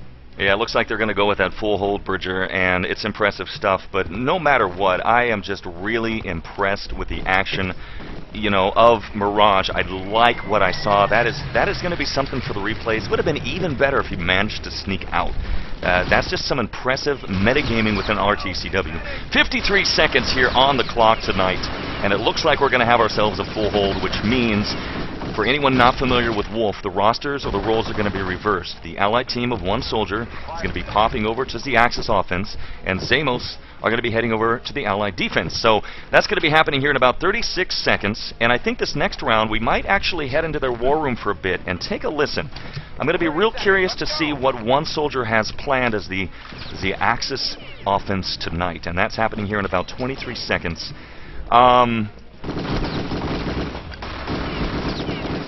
Nail, what you're going to see when this round ends is you're going to see the kill ratios are just heavily in one soldier's favor. I mean, we got Junsey with monster numbers and just Merlinator with crazy accuracy. And these guys are definitely killing a lot more than xeimos is. So that seems to be the main thing. On defense, it's to be expected. You're going to get more kills than the offense will. But yeah, these numbers these guys are pulling are just crazy. Can you give us a quick statistical rundown, guys? Very quick. What are you seeing? Well, the service door was breached at 9:04 on that particular shot, very early in the match, and that's a very important one to get, because if you don't breach that, you don't get into the you don't really get a second attack into the base or a second escape. The wall was breached around 5 minutes or so, and there were 2 fairly successful grabs that sort of made their way most of the way back to the base. So we're going to see if the one soldier can perform a more effective offense here. But Zed, what happens if there's another full hold by the Axis, or the Allies rather? As we know, the style is ABBA, as we're used to play. So, if it means that AB are tied up, it means no teams will get any points. So. Oh, okay. So then it all comes down to who wins the second match, essentially. Yeah. All right. Fair enough, guys. There is also possibility to get 1 more point out of the next PA round. We'll talk about that if we get close to it. Bridger, I'm going to head over to the war room. I want to take a listen and see what these guys have planned. Join me. Heading into the war room, one soldier now. Here we go. Just 2 flag. Nice job. That's it. One left. As I said, there's 2 flag. 3. Solid communication. Again, this is the unlucky, mate, unlucky. UK team one soldier on the Axis offense here tonight, so we'll track them. One pushed. Service door is breached at about the 9-minute mark. Panzer's going to be north, probably. 2 in box room. Yeah, it's safe. 1 in to Panzer's safe. fired, I think it revived north. LT safe. Safe. I got nades crumbs. lean in the boxes. Nate spam on the north connection. Watch that Nate now. Nice move. Oh, no. Sharky the engineer now tracking him. Panzer will get there the same as last time. Still 2 south. Nice communication, Bridger. Very, very calm. They're really defensive, so it's quite hard to get past. Panzer fired again. Into the back. Go through, Alzo. Go through. The LT. One more outside. Shipping hulls captured at 8:15. One in flag. One in. 2 flag. Still 1 left. But reclaimed. 1 left. Only 1. One come in. 2. TC5. RT there, RT. Let the Panzer shoot maybe before we go anywhere. Someone just get him to fire. Yeah, I'll do. I'll get it. Looking for the axis. Here they come. Incoming push. Shipping hulls. Yeah, he's box room. 2 box room. Nice. Just absolutely explosive Panzer. Yes, double Panzerfaust kill. Laying it down. Axis capture the shipping hulls at 731 bridge. Nice stuff. Did you see they timed that perfectly? There was a fight still happening in the shipping halls, and the instant that he captured it was the instant that everybody respawned. So he basically got his whole team spawned in. Very nice stuff. Let's head out of War Room, and we're going to be talking to Nail. Out of War Room now, back with Nail. Nail, what's the rundown, buddy? Well, I mean, last round we really saw the kills in one soldier's favor. Right now they got the docks though, and there's one. Oh, we do have a grab. Unfortunately, cut down from 2 directions. A bold move, TK on a not Panzer. successful. We had a grab briefly. No, so it back looks like one soldier they're definitely pushing good here. Back to what we were talking about. We were in that War Room, and then I wanted to come back and kind of get some perspective with you as the Allies reclaim the shipping hull. So we're seeing kind of the same situation. I guess, does this mean that one soldier are not pushing hard enough here because they keep losing those shipping hulls? I think Mirage is sneaking past them. Incoming, watch so out. That's something they really got to watch out on south. Oh. An airstrike did never happen. Mirage actually just went down defending it, but he was sneaking past coming in from that. Oh, whoa! Speaking of sneaking past, can you find him? Here it is. It's Crams. Here he goes. He's got backup too. One soldier's Crams through the service hall right now. I'm following him. He's medicing up, throwing down all the health packs in front of him, making sure he's at full. He's got reinforcements. Ozo and Merlinator both escorting him. 554. He's made his way back towards the spawn. Once again, like last round with xeimos when they were on the Axis push, he's waiting for support. So we have Crumbs here as a medic. He's got the documents, and he's not too worried about it right now because he needs to cap it within 5 minutes and 36 seconds to get the point. So it's better to be safe than sorry. He knows that xeimos is going to be waiting for him. So here comes the Axis spawn. Incoming push. This could be the moment we're waiting for. Now making their way towards the half track. Incoming fire. Exchange of fire. Panzerfaust there takes down, it looks like Jam, and Junsi gets the kill. Now, by the half track, incoming, we're going to be seeing the Allies rushing into that choke point that starts to work against them tonight. Oh, great grenade. Can go either way. Nail, what did you see? They're trying to stall these guys that are on the defense here, and they're pushing past. It looked like they may get it here. We got it. Oh, they had us. Oh, and there was an ally in the transmit. The Axis win. Trying to pull. Well, they cleared him out. They had one guy waiting on. Trying to pull a QuakeCon 2002, but didn't happen. Absolutely. All right, very quick. Oh, that was some good stuff. Yeah, it looks like Bort is just throwing monster numbers up. He had 29 kills, 13 deaths. Junsi, 27 kills, 18 deaths. They are pretty much dominating right now, along with Merlinator. They are the heavy hitters for one soldier. Looks like for xeimos though, they've got to get their kills up a little bit. They're just not dealing very much damage. The numbers are way in one soldier's side. Well, we're back and we're live, Bridger. The time was beaten by one soldier, so now they are up 1-0. Roles remain the same in the ABBA situation, so now it is one soldier once again on the Axis incoming push. So that being said, into the shipping hallways, we have a service door planned. Bridger, we're going to hand it to you. And we're going to go back to full screen. Sorry. not making that All mistake. right, looks like, yes, indeed, they're pushing, yes, they're pushing their way through into the right-hand shipping halls. It's Crumbs is going to 2-on-1 right now against xeimos, and he's slowly pulling out the pistol, gets a little bit of support from his teammate, but I can't believe how long he lasted by himself against 2 of the allies, killed, I think, 1 twice while his teammate got him up, held on for a very long time, but it was not quite enough against xeimos there, and the hallways are completely controlled by the allies one more time. It looks like they're going to be going for a flanking maneuver around the left-hand hall, Warwitch. Well, we also have several on the right, so it's a 2-2 split. There's a close range Panzerfaust kill, and that's going to hurt. What did we see, Neil? What went down? Oh, he's sneaky. He let 2 people ran single file past him so he could save the shot to get both the other guys in the back. So they tried to avoid it, but he was smart about it. He didn't play his hand. This is a grenade war going over here in the left-hand hall. Both the Ally and the Axis are just throwing grenades back and forth. Finally, it looks like we had, yes indeed, we had Fro finally survive and take advantage of it, but no, it was not to be. So, sorry, the Axis have captured the shipping halls from the other direction, Warwitch. Tracking the shipping halls now at 8:10. The Axis are spawning in, coming in now, making the push. So they're on track here to a pretty decent time. We're now outside. We're going long. We're with Crumbs, who is the medic.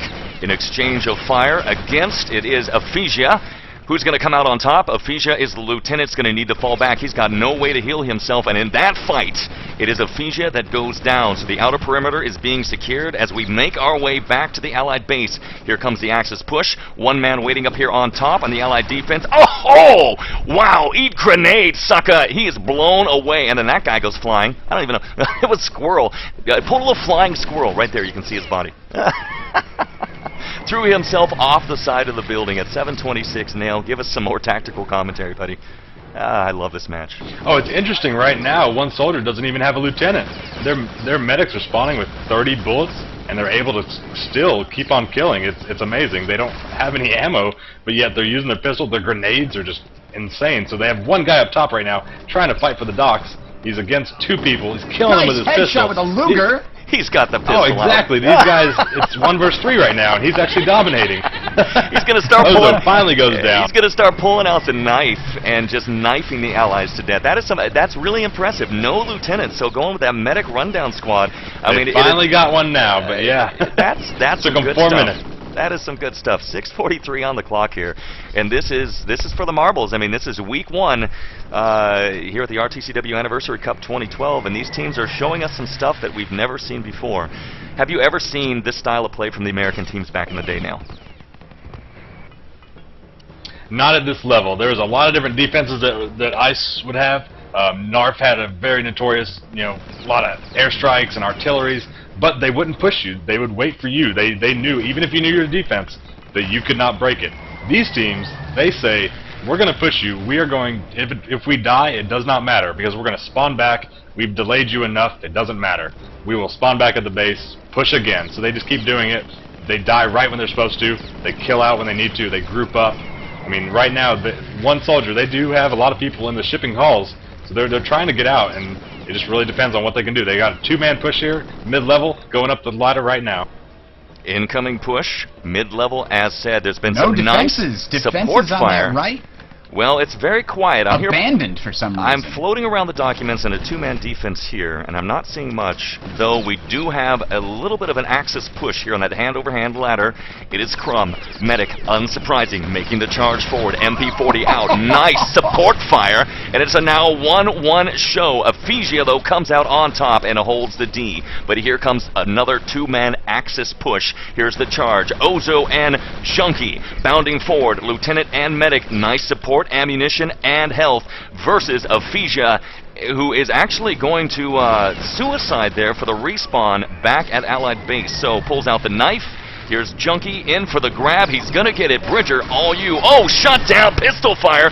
Could have been a Thompson. Explosions everywhere, but we do have a grab, and I've got the lock. What happened? Oh, not for long, not for long. For the documents, another one. I think that was a Panzerfaust that time, and now the documents are away and down. No, he fell to his death, but it's picked up by a Bort making his way down the service halls. I don't think there are any allies in his way. He's got 2 escorts making his way back into the shipping halls. This almost certainly is going to be a cap here, as all of the allies were desperately defending the documents back at the fortress. I'm pretty sure he's home free. Very, very good try there by Jam, hiding in that back corner. As soon as he saw the airstrike coming in, he was able to take down, I think, 1 or 2 of them, but then finally an airstrike takes down him as well, and the Axis, there were just too many of them on that particular push to fight off by himself. 5:48. One soldier sets the time. Nail, tactical rundown, buddy. Yeah, they said this nearly the same time they did last time. Right now for this round, it really seems like, I mean, Junkie and Jam, they were, at one point they had 40% accuracy. I mean, right now Jam only had 2 deaths in 5 minutes. He had 11 kills, 2 deaths. That is just incredible. Impressive stuff. Impressive. It really just seems like the kills are in one soldier's favor. It seems like they're out aiming them, and they're out pushing them, really. Prepare to fight. Well, we kind of expected this, Bridger. I talked to Zed, I've talked to other people, and they say that one soldier could be the counterpunch to Overpowered in this tournament. It'll be interesting to see if those guys meet up in the near future. But as the round is underway and the roles are reversed, as we take a look again at the rosters for you, xeimos has a shot. They've got to beat the time of 5:48. We do not have them on War Room because they're on TeamSpeak and I don't have it installed, so I apologize to them. But that being said, as the action is underway, let's track xeimos Squirrel making his way through the shipping hallways, opens fire, MP40, bounding up and bounding forward. Let's take a look at the rosters. Medic, Engineer, Soldier, and Medic possibly, so a very balanced combination right there. Dynamite plant near the service door, and once that goes down, they'll be swapping out those engineer roles for either lieutenants or for medics. Bridger, you've got the call. I'm still on Squirrel, but he is going to be taken down by Sharky, it looks like, and the action continues here at 5:02. Time is running out. Aphasia spamming grenades at the service hall door, and it looks like the Allies are not going to be able to get there. I don't think they even have an engineer on their team right now to really take care of that. He does manage to put a few holes, ventilate, if you will, into Aphasia, so he doesn't just get an instant run through the door there. But that door is a two-sided blade. Oh, look at that Panzerfaust coming in there. Definitely, that door makes it easier for the Axis. It also kind of makes it easier for the Allies to go and defend the shipping hall. It's something you got to watch out for. I mean, these choke points are just absolutely brutal, and they can swing either direction, Nail. It just depends on your position on the map. It's rough stuff. What are you seeing? You got anything locked down that we're not seeing here right now? Right now, there's 2 allies that are outside, actually, towards the very first Axis spawn, and then the rest of them are actually coming down the service halls. They're trying to. Looks like Fro and Squirrel, though, are putting up some shots and they're stalling them. So right now, it's really, they're trying to establish their hold on the flag. They just spawned in right now, so we're going to see what happens. And Here's so did one soldier, so they're actually set up for defense here, too. So we'll see. This could be a mighty clash here tonight. Let's track the teams. They're slowly and progressively making their way forward. Here's Ozo waiting, long-range fire. He's got the Thompson versus the MP40, and there's the Panzer with a nice grenade kill on top of it. Nail, track it for me. Yeah, Junkie in the service halls was just waiting patiently. Finally, when 2 people grouped up, got them both. They're setting up defense again. xeimos just spawned in. It really seems like their spawn times right now are in one soldier's favor, unfortunately. One of them's going for the flag. They're running north. Sharky by himself. He's got 10 seconds. He looks like he's got the flag, and the rest of them are trying to push north. Nice close range grenade. 2:58 here on the clock. Shipping halls have been recaptured. Oh my God! Oh, that was bad luck. Just in the nick of time. Did you see that? Bridger, that was some bad luck. Tries to get the flag into the enemy team. The Axis spawned in right there. 6 versus 1. Pretty much just, drop your pants. Like the French in World War II. All you, Commander. That's painful. All right, following the service hall attack, and it looks like one ally, one Axis, both down, trying to push their way up, and the Axis push is going to be denied by Abort, guarding those service hall doors, and as well as Merlinator. We got a lieutenant and medic combination there guarding that door, very effective. Medic just keeps throwing down heals so that just in case one or the other gets damaged. Big attacks coming in through this other doorway here, the main hall. Where are the Germans? I must fly around and find them. Are they in the shipping halls again? They're going for their shipping hall push. Junzi single-handedly dismantling them with Panzerfaust and grenade spam. It's brutal. I've been watching this guy, and he's just murdering the incoming Axis. It's horrific. Nail 143. Somebody get that guy up on oh, it's chaos war crime in here. charges. It's chaos in the shipping hallway. Yes, chaos in the shipping hallways. 134 on the clock. Point blank shot. That's all that matters. The guy is so good. He's so lethal. He'll even kill himself to get the job done. So now 124 on the clock here. That's right. And one soldier looked like they are primed to take another point. Yeah, absolutely. No, there's going to be a couple more pushes here, but that's about it. Go ahead, guys. Let's see if we can all talk over each other at once. You almost both said the same thing at the same time. That's cool. The beauty of Ventrilo. That's why I use Skype, you know. So that way, Nail, take us home. Final minute. Feel. We're going to sound the alarm. Well, not using buddy. Final minute. One soldier just spawned in with their all the reinforcements. They are pushing up strong. They're really trying to delay them another 30 seconds or so. That means it's a lock. They'll be up 2-0. And then we'll go to the next map. And it looks like that may be the case here. Completely new map, though, so definitely it's not over. That'll be fun. Absolutely not. 34 seconds. And the 30-second warning. Another push up the service hallway. Ugh. At this point, they're just denied. Yeah, it's a denial situation. You have to give props to one soldier here who have really locked it down on both Axis and the Allies' defensive side. 16 seconds remain, so here in just a moment we're going to have both of you guys give us the rundown here of, again, just the Panzerfaust there, a little teammate kill. Merlinator blown away by Junkie, who gets a little too aggressive. He's not only killing the enemy team and himself, but he's also blowing away his own team. It really doesn't matter at this point. That's another point for one soldier.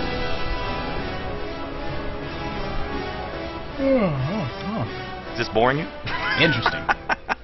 No, I'm sorry. I don't know what that was. Anyway, take a look at the statistics here. Look at this. Squirrel dying way more than he manages to kill, but I think that's because he was sort of pushing forward. I think he was the one sacrificing himself to get those that forward spawn away from the Axis there. So very, very useful, very important part of his job description. Looks like we're going on to MP Base. Base, we're going to talk about it. We're going to do as my game loads here. We're going to do a quick sounder, and we'll be back in live in a moment. Nail's going to give us a full rundown of MP Base, so stand by. Hello, CBS. Hello, NBC. Das Oberkommando der deutschen Wehrmacht ist bekannt. Jeder hat uns Augen frei auf unsere Grenze gestellt. Wir geloben, dass jeder eine Pflicht.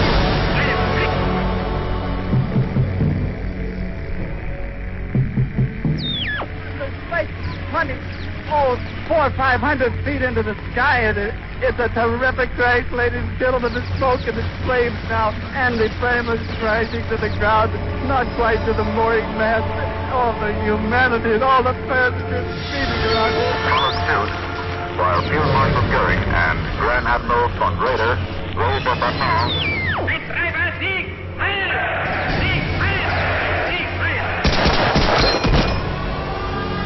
Back in live. Waiting on 3. I think there was a shout-out they wanted me to do. Junkie. Missed it. Superior? Oh my god, my missiles.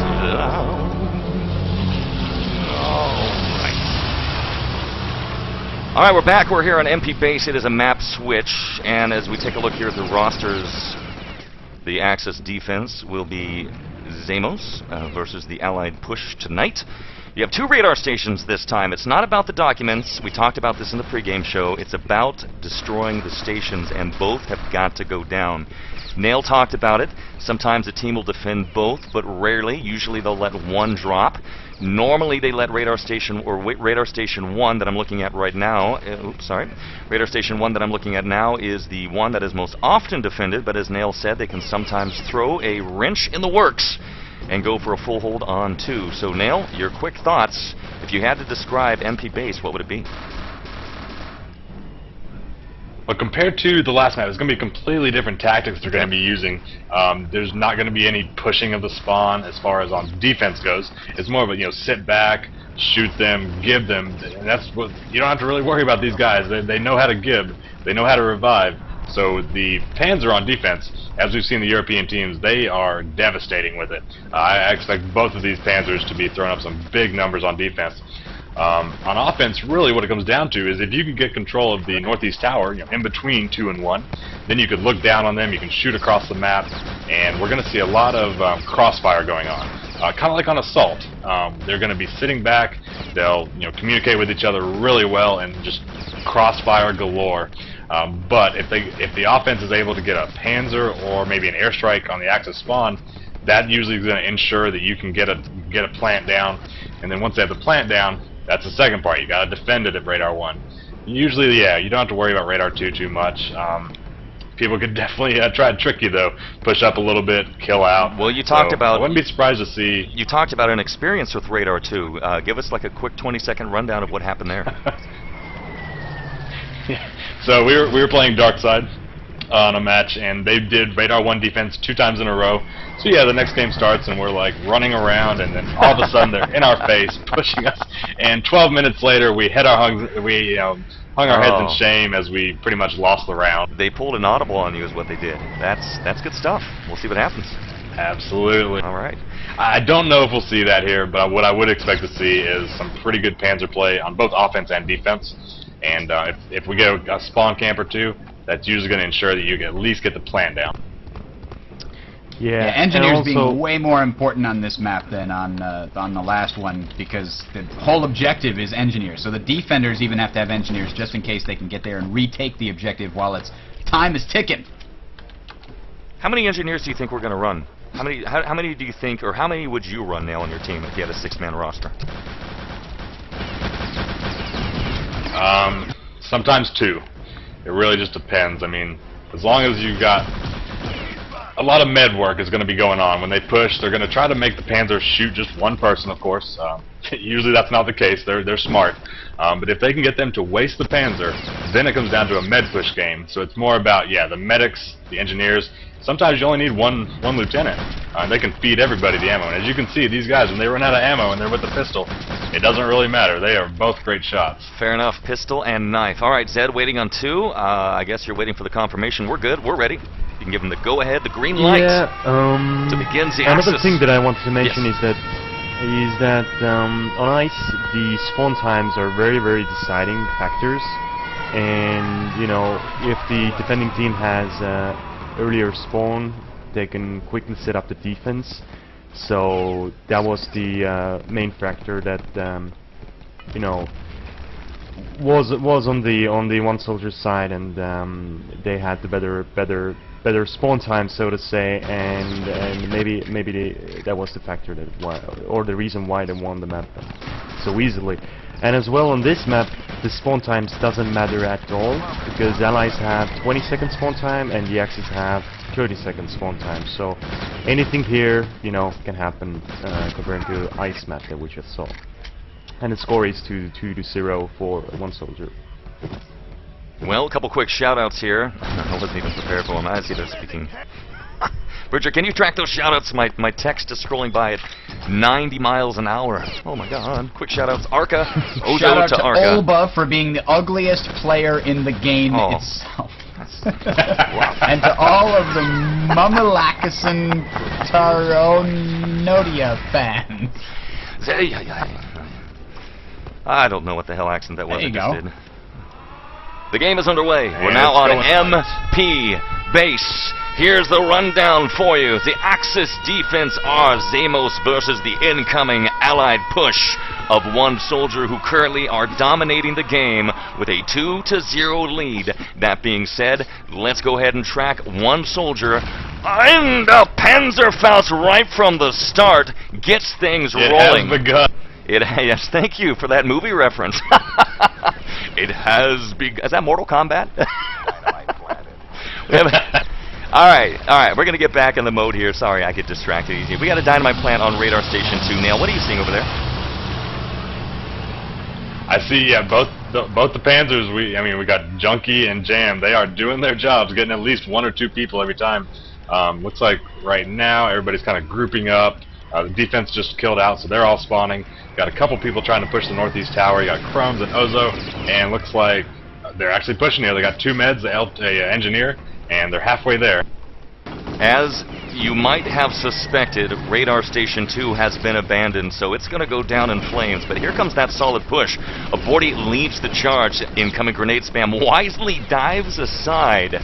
But you can see the Axis here are by the back stairs, Bridger, and they have the Allies have their foot on their neck at the moment. We could have an engineer push. He does not make it. He was an engineer on his way, but Squirrel is there for the kill and the interception that makes a revival on Ephesia tonight. So Bridger here at 13:25, a long clock here on Communique, also known as MP Base. Plenty of time right now, plenty of time for one soldier to get something done. Bridger. Yeah, Squirrel's kind of like their last line of defense. He's the medic hiding over there, trying to keep Aphasia alive, which he is managing to do. Oh, well then. What are you talking about? Aphasia and Squirrel are right there. You can't. You're talking about the 2 allies in the tower. I see what you're saying now. Misdirection. Yes, indeed, they did finally shut them down. So, yeah. So the Axis completely taken over, but oh no, Abort catching somebody from the back, and he finally, unfortunately, goes down to a friend of the gentleman who got shot in the back. So let's see if we can't find out. Friendly fire. That's how you do it. And then revive. You gotta wait. If you're trying to ambush a group of people, you gotta wait till the last one goes by. We're over the shoulder of xeimos Vaff, plus Panzer in hand.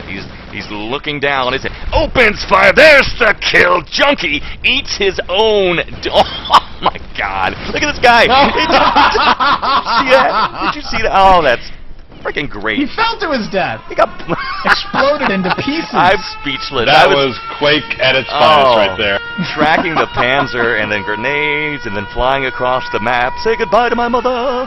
Yeah, good stuff. 11:57 Nail. Give us some clarity to this nonsense that we're shouting right now. Well, right now it looks like they've been actually splitting their push-up. Sometimes they've been pushing everybody from 2 to the northeast tower, and then it looks like they're pushing a couple people tunnel every now and then to really keep xeimos, fair and not just expect the same thing over and over. So you got 2 people right now under the bridge. There's an airstrike on them, and it really looks like xeimos is stepping it up on defense. I mean, any time as a whole is good. I mean, 7 minutes would be great. But Merlinator with 2 people in the artillery strike. Nice and then support. Junkie with a Panzer, and then another Panzer from Vaff. Explosive. Oh, he died though. They've got a really solid push right now. Do they have an engineer though? That's the big thing. They need an engineer to get up there. Oh, I and can they don't have guarantee one. you. I see medic, soldier, lieutenant. I think the engineer got Engineer's wiped coming out. up the stairs now. Incoming push. They're trying for a spawn hold basically here, keeping the Axis stuck in their base. And it looks like nope, it looks like Squirrel and Jam did manage to come in from a different direction, and they're back defending that last radar installation. We have a solid push now on radar station 1 at 10:33. They're clearing the way for the engineer. There's Crumbs. Green light. Green light leaves the pliers, and we have a plant at 10:24. They just need to hold it. It's do or die time. The Axis are going to be rushing their engineers over to make the disarm. Can they do it? We'll find out here in a moment. Explosions, chaos, carnage, and death everywhere tonight. I'm not seeing an engineer. There's one. There's Mirage leaning forward. 10:08. Airstrike dives aside. Oh, and is taken down by Ozo, who has been blown to pieces. And the only man for the job to get it done is destroyed at 9:57. It looks like that is it. Allies win. 5:05 on the clock for one soldier. 5:05. That's quick. It was exciting stuff. That is very quick. Nail. Yes, I'm making notes here. I'm trying to make the notes. Yes, thank you. Nail, tactical rundown, buddy. Let's take a look at the scores. Yeah, it looks like, Junkie and 10-to-6 ratio. Jam, very nice. Not as much, but Junkie was doing really good on defense there. The kills were pretty even, actually, when you consider the suicides. But basically, it was 39 to 38 in one soldier's favor, so that's only 1 kill difference. Realistically, what was going on is one of the one soldier guys was usually pushing up. He was hiding in the little house outside the spawn, and he was throwing airstrikes and putting down artillery and being really annoying. And that's what set up the push. And then finally, the engineer came from north, so 5 minutes, definitely a good time. But it is beatable. I mean, we've seen in the past, you can see a 3-minute time just like that. Just depends on how they do here on offense, and it's starting right now. Well, game is underway at 5:02. Bridge, it's been a while since we've head to the war room, so we're going to take a listen. One soldier had set the time at 5:05, I believe, if I can read my own handwriting here. We're going to take a listen inside their war room very quickly and see what they've got planned. Stand by. Still coming, still coming. He's killed. I've got 2, 3 low, 3 low, 4 low. Where Radar 2, but they're still waiting for my RT. You're listening to One Soldier, now the Axis defense. The net Misplaced Panzer incoming. Yeah, coming low now.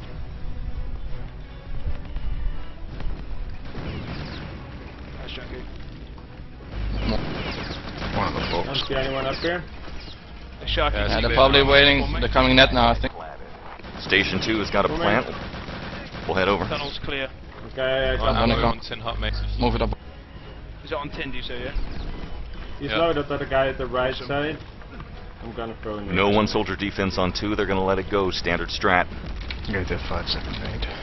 Yes. Tunnel's clear. 3:51 on the clock. They've just got to hold a little longer.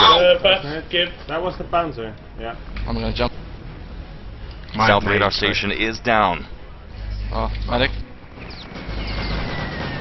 I won't rush that myself. Kibum, get that engineer. Yeah, still 2. Still 2. Sorry, you wanted to. This guy reaching up for a medic bridger and then, well, that's right, mate. Stay on each tunnel. grenade. Oh, sorry. Still in the war room. Might have pulled. No. Gives us a really interesting perspective. I always like the war room. You can really just hear things as they happen. We'll go back to Nail in a moment. Just a moment, he'll give us a full tactical rundown. Grenade top 5 seconds, Mal. Watch it. Back somewhere? So. Ozo here nervously pacing the bridge of death down the tunnel of doom. Might need the 5 seconds. Junkie. Low, guys. The Panzer at his side, knife in hand. As Soldat as the Axis Army. Guy is very low at 246. Oh. Brutal, Bridger, brutal. Another push completely shut down. Panzer shot. Voff plus. Probably slaughtering his name. Rounds the corner and eats a pineapple from the Axis. Seriously, good fun, good fun. 2:21 remains. We're gonna stick in the war room. This is fun. Look at this guy. Look at this. Look at Ozo. He's got like med packs stacking up, and you know he's got nothing going on. There is nothing happening here. Let's go with xeimos. Let's see where they're at. We'll go first person here with Fro. You're still hearing the voices in the background of the One Soldier Axis defense. 2 minutes remain. Oh, one low. Panzer missed it. Panzer shot. Low's clear.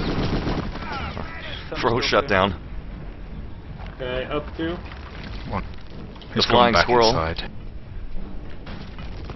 Right the Allied squirrel. Very fitting. One up, one for boxing. 136. Panzer tunnel. Might be a strike low now. Fired. Now I'm going to hand this to you real quick. One more up. Do they have time? One more up as well. They don't have much time. They're going to have to start pushing north here if they expect to get anything done. They ran back Junkie inside, hasn't fired his Panzer in a while here. He's being really patient, just kind of waiting for them to group up. But unfortunately, the team is taking the kills. All right, hang tight. Looks like they're starting to push the tunnel. Yeah, I've got loads, but I'll just try and get Let him come. Hang tight, still in the war room. Thank you, Neil. 1 minute warning. Sound the alarm. Here's a push tunnel. Incoming airstrike. Airstrike bridge. Aphesia, the lieutenant. LT's tunnel. And he is going to get Ozo with that support fire. Oh yeah, too low. Too low. Medic LT. 43 seconds. Running out of time. I'll lean high. Keep an eye on the tunnel. That's gonna be it. We're gonna head out of the war room, Bridger, and we're gonna hand it to you as we're back in the action at 27. So we're gonna have a hold by one soldier who demonstrates some excellent communication and some great defense. Yeah, absolutely. There's a lot of discipline demonstrated there. They really sat at the positions they needed. Every time the enemy came around, they ran right into a grenade or a bullet every single time. They had those choke points completely locked down. I think one thing that maybe was working to the detriment of xeimos in that attack is they really only went in one direction. Now, it is the most effective direction, but it was really heavily defended by the Axis. That one top route coming from radar number 2, they tried about 3 or 4 or 5 times to go in there as a group of 2 or 3 guys, and there was just no way. Let's take a look at these ratios here, Nail. I mean, this is really what this game is about. You take a look at the kill-to-death ratio. Junsi 14 to 10, 19 to 16, 19 kills for Sharky, 12 for Abort, and then you look over here at xeimos, 8, 5, 7, 7, 7, 13 the most. All around, the worst player, Ozo, and the reason that he's got so little kills is he had nothing to do. He was watching the tunnel as a medic. There was literally nothing happening most of the game. 7 kills is on par with some of the best fraggers for the xeimos team, Nail. So that right there tells the story. And I have personally played against Ozo. He would destroy me in a heartbeat.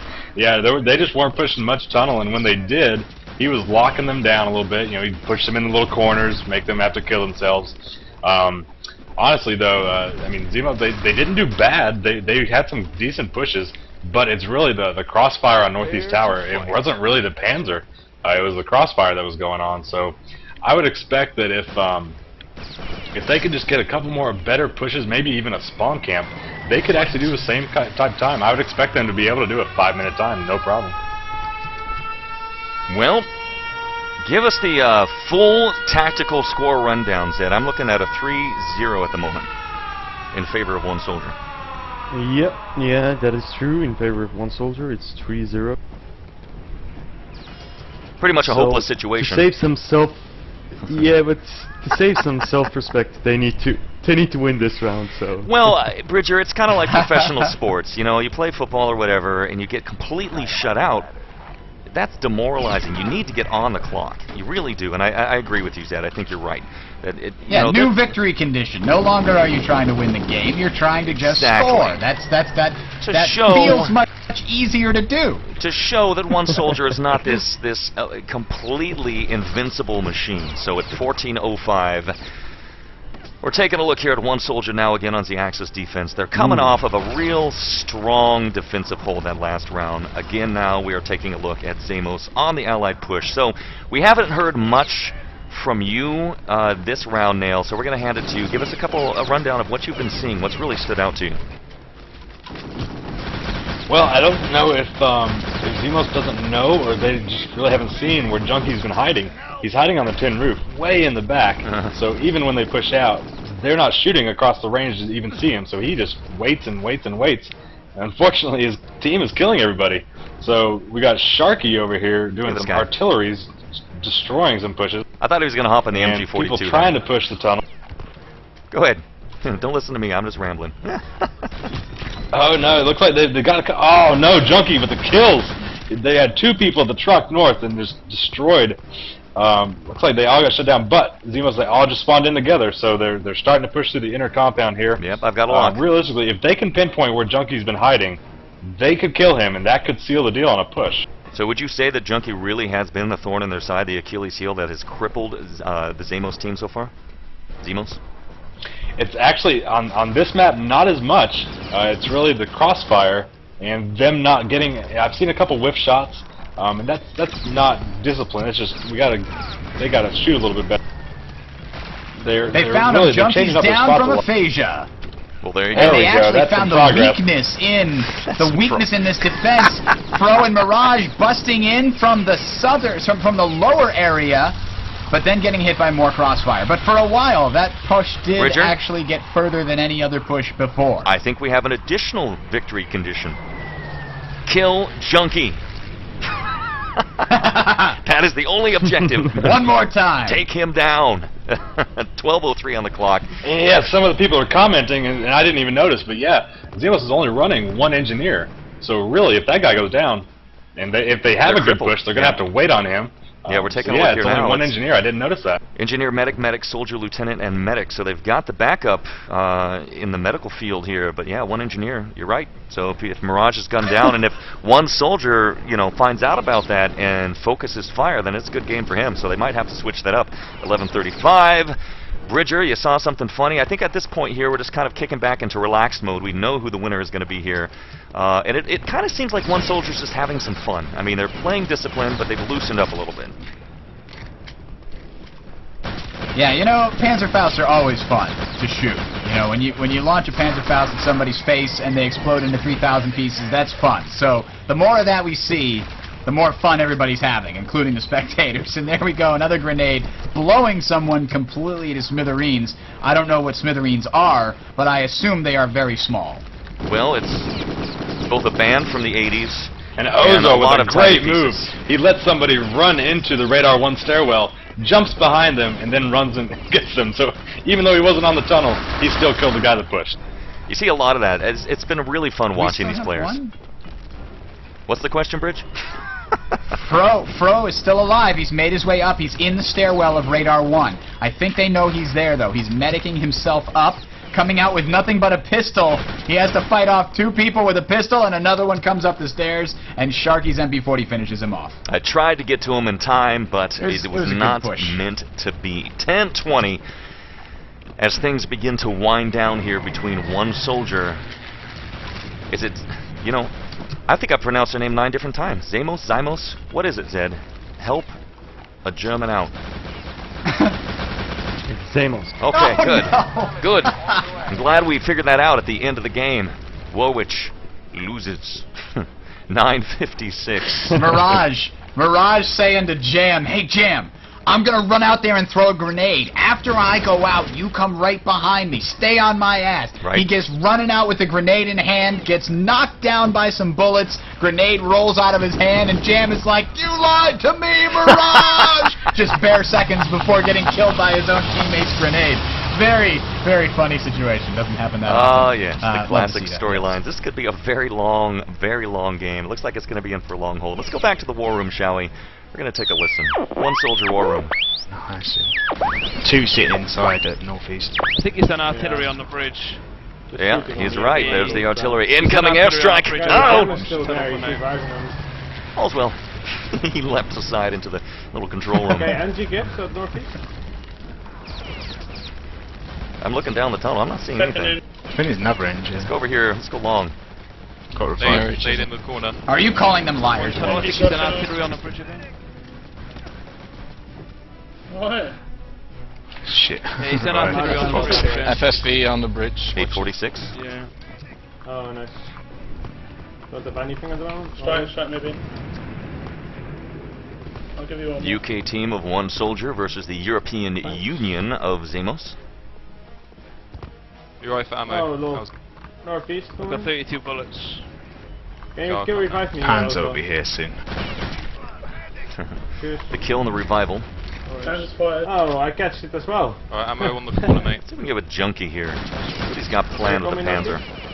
I'll find him there. Oh, sneaky! Look at this sneaky guy. Strike lay. Yep. No pan. Explosive soldier. Only in Return to Castle Wolfenstein can you lean around corners. Oh, take some support fire up the backside. Northeast, guys. Get there.